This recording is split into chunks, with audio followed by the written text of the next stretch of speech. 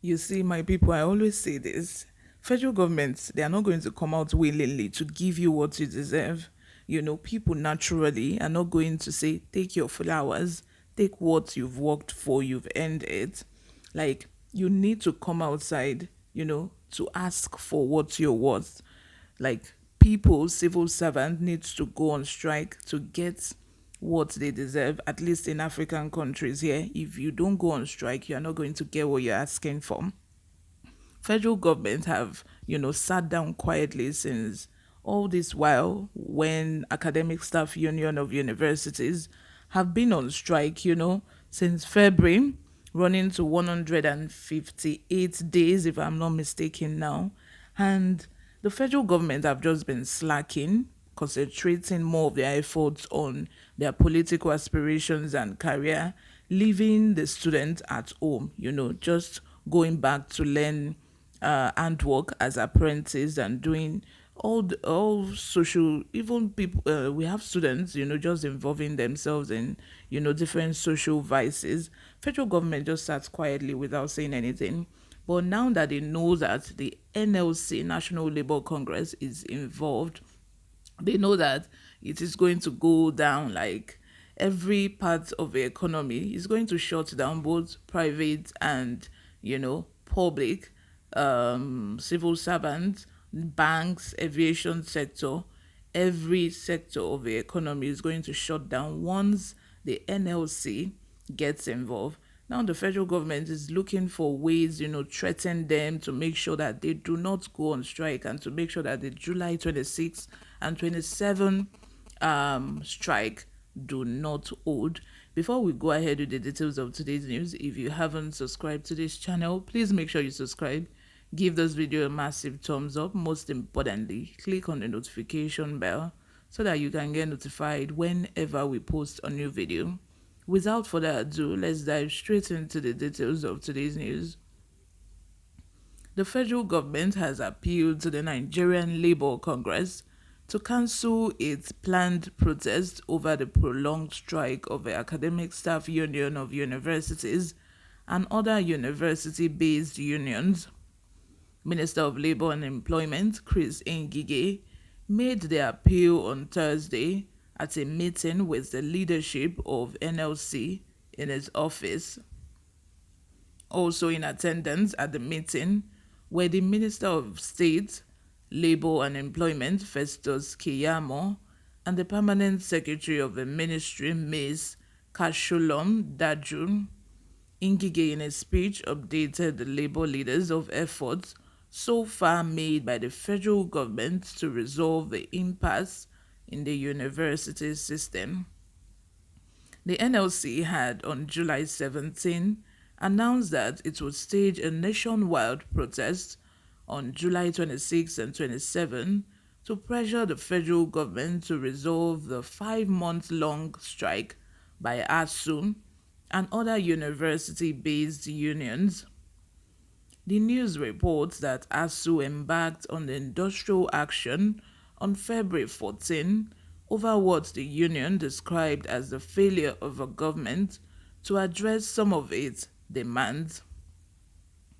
In a press statement signed by the head of press and public relations, Federal Ministry of Labour and Employment, Olajide Oshundun, the minister reminded the NLC leadership that he incorporated them into the tripartite conciliation going on in his ministry, and being aware of efforts of the government to resolve the impasse, they cannot embark on any rally or protest.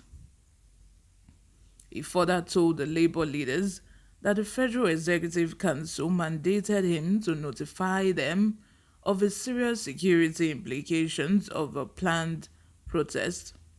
According to him, a security report also sent to his office by the Department of State Services strongly warned against holding the protest. He urged the NLC to reconsider the planned rally, as hoodlums might take advantage of it to cause breach of security. Ngige expressed the concern of the government that politicians might cash in on the rally to wreak havoc in the country. He said the masses might wrongly interpret the rally as a ploy by the NLC to enhance the chances of the Labour Party presidential candidate, a situation which could spur the supporters of the other political parties into violence. Section 40 of the Constitution is clear on freedom of association. One of the provisions is that people of like minds can organize themselves and form a political party. There is also a provision that people in work or employment can organize themselves into unions. They are two parallels. Parallels don't meet. I heard when you said you are mobilizing for Labour Party, but a trade union is not a political party. Look at the Trade Act. It does not allow trade unions to use their contributions to support any political party. Of course, the government have, sat down and they know the ramifications of this protest if this protest should go ahead. They know that is of course is the election period. Political parties are going to make use of this chance, to sell themselves and to let Nigerians know that, look, when I get into office, my regime is not going to be like this. Of course, we know that those are just, sugar coated words, to lure the public into believing that they can do better. But at the same time, we also have the Peter Obi supporters on one side, the youths who are ready to go all in. They do not, and these politicians, this federal government, bearing in mind what happened during the NSAS, they do not want a repeat of that.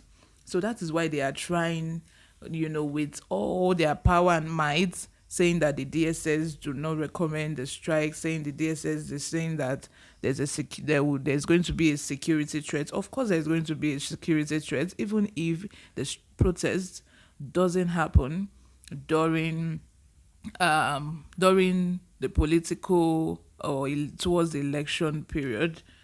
Anyway, I'm going to be updating you on what is going to happen, if the strike is going to hold, if it's going to cancel.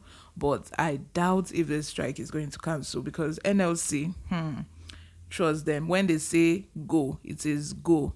So not until the federal government are ready to answer ASU, NLC will of course proceed with the strike. Let me know what you think in the comment section. If you haven't subscribed to this channel, please subscribe. I'll see you in my next video. Bye for now.